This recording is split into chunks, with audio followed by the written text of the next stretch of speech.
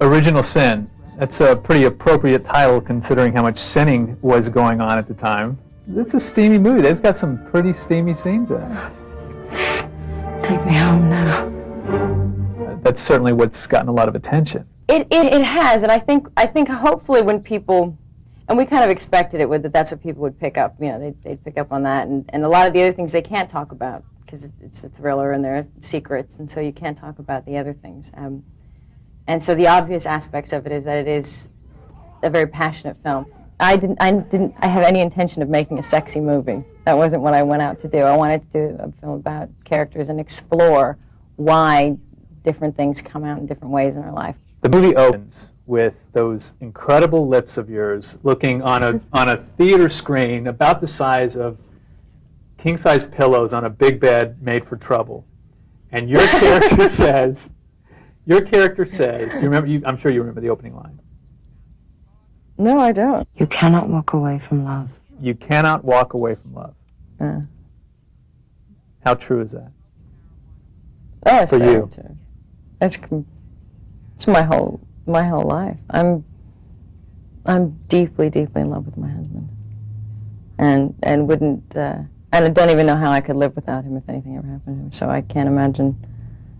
Not only can you not walk away from it, but I don't see how anything exists without it. How you could exist at all without sharing your life with somebody, or without feeling loved, or without that other person. You know, there's lots of strange things that people do to each other, and this film explored that. There were, of course, the traditional Hollywood rumors of some extracurricular rehearsals going on between you and your co-star. Fact or fantasy? Oh, don't make me push you out of that chair. And you could do it, too, I'm sure. Yeah. I mean, this is the kind of thing that comes up with these types of love scenes. Yeah, but too. I mean, you know, we could have kind of guessed that everybody would say that when we agreed to do the script. You're talking about a man who is deeply in love with his wife and married, has beautiful children with her, and they're such a great family. And I'm madly in love with my husband. We have such a great relationship, and the idea that either one of us would want anything more than our marriages is really insulting and angering, and it's upsetting. It's almost always somebody who doesn't come forward and give their name who says, and Melanie Griffith was incredibly jealous about this and very upset about it. And that's the silliest thing, because Melanie was absolutely not. Melanie and I were friends, and she came to set, and I wish she'd hang out more because I wanted to get to know her or see her with the baby or something. She's the one that encouraged him to do this film. She was the one that read it and insisted he do the film because she thought it was such a great character and a great story for him. So she was actually the one who was more rooting for it than anybody.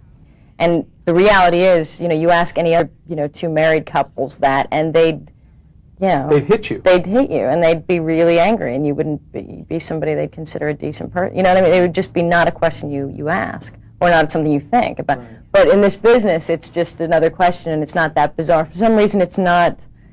So it's funny. I'm very kind of, because I'm so, I'm so married. I love your response, though, when the rumors first came out. I mean, this is typical you, from what I've read about you. You kind of have a quick mouth, and you said, well, maybe if I slept with Melanie first, then I'd be okay. I mean, you must be a nightmare. Okay, I don't think I said it that way.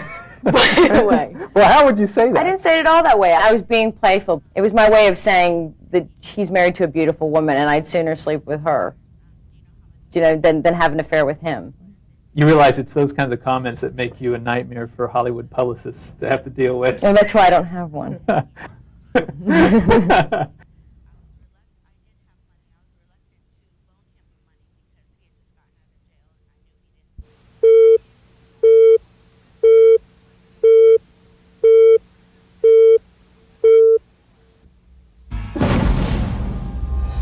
Her new film is about the power and fury of love, something she knows a lot about in real life. Last year, she married actor and director Billy Bob Thornton. I'm deeply, deeply in love with my husband. If something happened, if his life was taken away from me, that would destroy me. He'd never hurt me. I can absolutely be sure of that. I know him. It worries me just a little bit to hear you say that, because he's been married 4 times. he has been willing to leave somebody who professed the same kind of sentiments. So I'm wondering how you would do if that ever happened.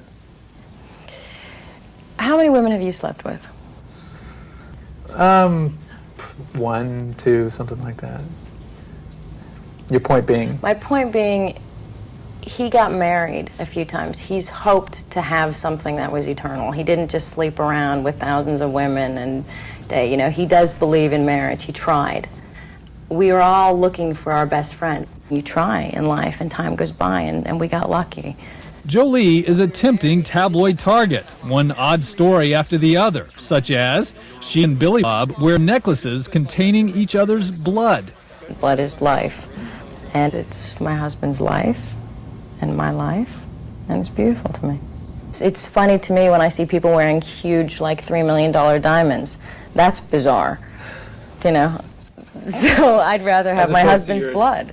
And they recently got an unusual pet. How is Harry the rat, Harry the pet rat? Harry the rat went insane, is now in Canada. He didn't like his new cage. I took him to the doctor when we were in Canada because he decided to eat half of the room. And the doctor said he was suffering from severe stress. And was this a rat psychologist by any chance? we actually don't know, and he was getting violent. We found a family for him in Canada. But no, we have 2 poodles now. That sounds strangely normal. Yeah. If there's one message from this happily married movie queen, it's don't be fooled by those wacky headlines. You see, those kinds of things is why there are some people who see you as this gorgeous but Mentally disturbed. no, I wasn't going there, but kind of dangerous, scary girl. Like there's the side that everybody is so attracted to you, and then there's the side that you're kind of scary. Are you dangerous? No. No, I mean, I think I'm probably one of the goofiest, most, like, giggle till I fall off the bed kind of little girl. And also just, I'm just really human. Yeah. So I think maybe that's scary to people, but I think actually people, the majority of people out there, maybe not reporters, the people doing the story in between, like me. But I think the people out there don't think I'm that strange. And they actually understand me a bit.